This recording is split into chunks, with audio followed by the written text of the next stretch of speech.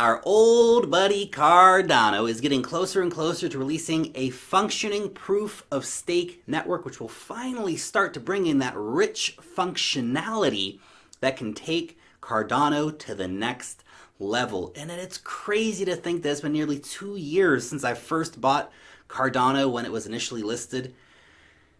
And while a lot has happened for Cardano since then, it has also been slow going in terms of development. Cardano has chosen to take the scientific approach of peer-reviewed papers and high assurance code versus the move fast and break things kind of approach that some other blockchains have taken.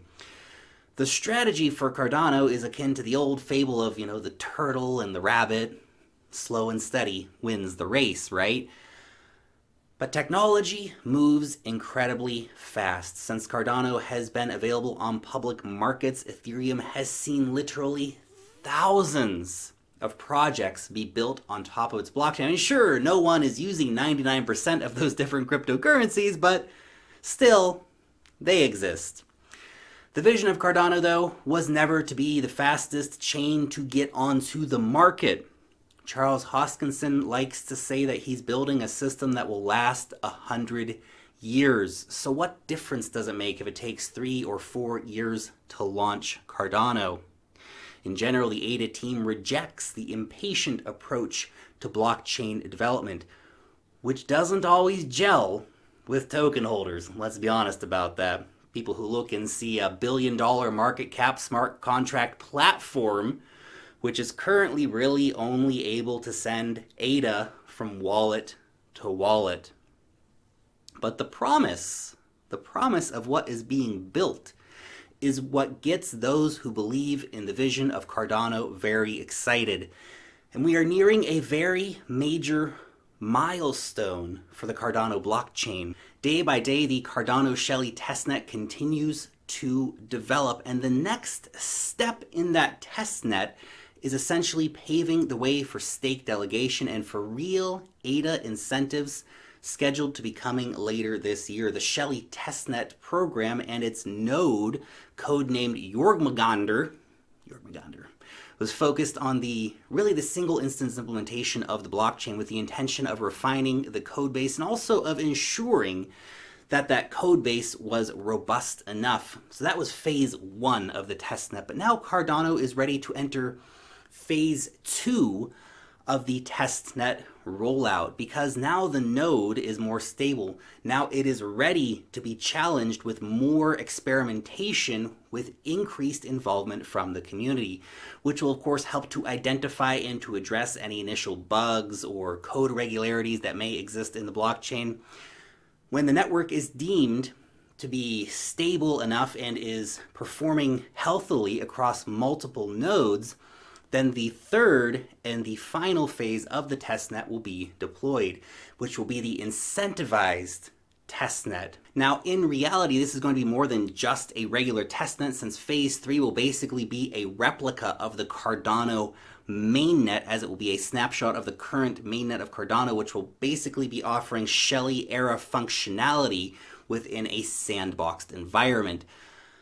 But what is likely to be of most interest to you, the ADA hodler, is that this will be different from a typical testnet because you will be able to receive real rewards for delegating your ADA stake. In this phase, users will be able to create stake pools and to delegate their stake to a stake pool, and yes, finally, to collect rewards from staking. If you join a staking pool, you won't need a constant internet connection and you won't need to monitor your stake 24/7, but of course if you want to run a staking pool, then you will be required to have those things. Also, staking on Cardano doesn't require a minimum amount of wealth like so many proof-of-stake networks do, so even if you hold just a few thousand ADA, you can join a pool since there will be no minimum staking limit. Once the Cardano team is satisfied that everything on testnet 3.0 is running as planned, then they will merge the incentivized testnet rewards back into the Cardano mainnet, so that yes, all of the rewards that you have generated during the incentivized testnet period will become real. You can use them, spend them, do whatever you want with them on the Cardano mainnet. Now, in order to be eligible to receive rewards as an individual, you must either, of course, run your own pool or go out and join an existing pool. A cool feature of Cardano is that Cardano addresses have separate keys for spending and for staking. Basically, what that means is that if you decide to stake your ADA tokens, then those tokens will never leave your wallet. Furthermore, Cardano doesn't require your tokens to be locked in for any certain amount of term. You can just unstake your tokens at any time, meaning that you can basically have instant access to liquidity on your tokens should you need it. Also, Cardano's stake pools will offer lower rewards as they get larger, which will in turn encourage users to move between pools on a regular basis, which will, in theory anyway, prevent any one pool from gaining too much dominance. Also, the staking pools will not lead to centralized governance because stake pools don't vote. Only holders of Genesis keys can vote.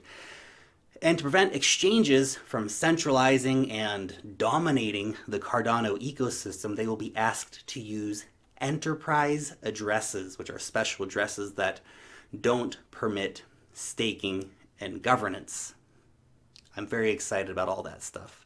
It is great to finally see staking rewards on the horizon for Cardano. I've been waiting a long time for them, but it's nice to see them nearing completion. So when the 3.0 testnet does get rolled out, I will give you guys more information about how to actually stake Cardano tokens. Now, in other news, Emergo has released what they are calling Tangata Manu to the Cardano community. Now, this is a tool that will allow developers to be able to power wallets and explorers using open source Shelley compatible libraries.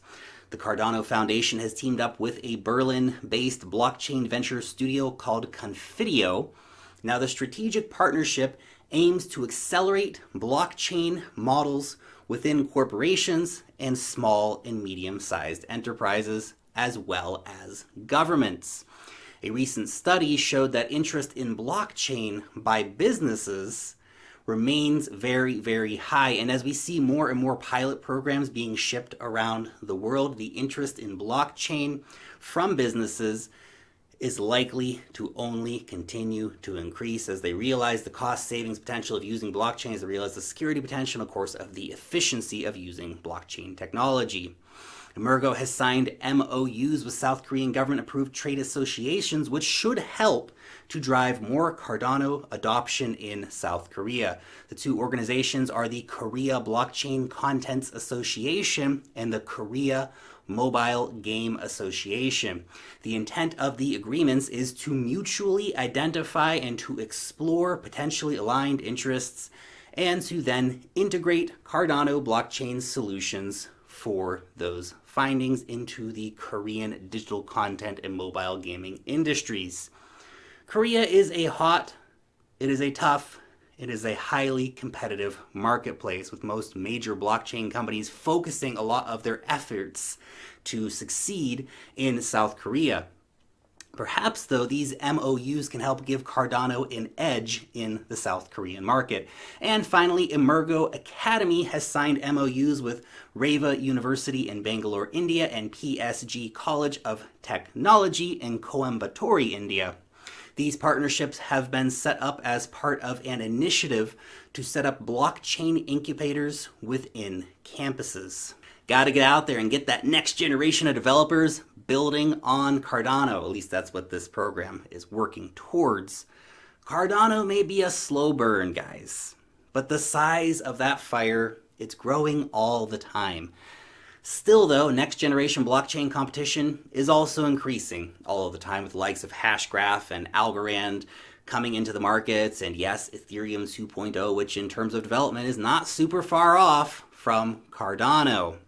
Me personally, I remain very optimistic about the future of Cardano and about what they are going to be delivering in terms of blockchain technology. What about you? How do you feel about Cardano these days? Are you still very excited and optimistic about the vision of Cardano and what they are trying to achieve? hit me up down below. Let me know what you think about it. As always, thank you guys so much for watching today's video. You guys, seriously, totally freaking rock. I love you all. So thank you so much for watching today's video. If you did enjoy it, hit that thumbs up button and make sure to subscribe to the channel if you are new around here. Along with the blockchain, and peace out till next time.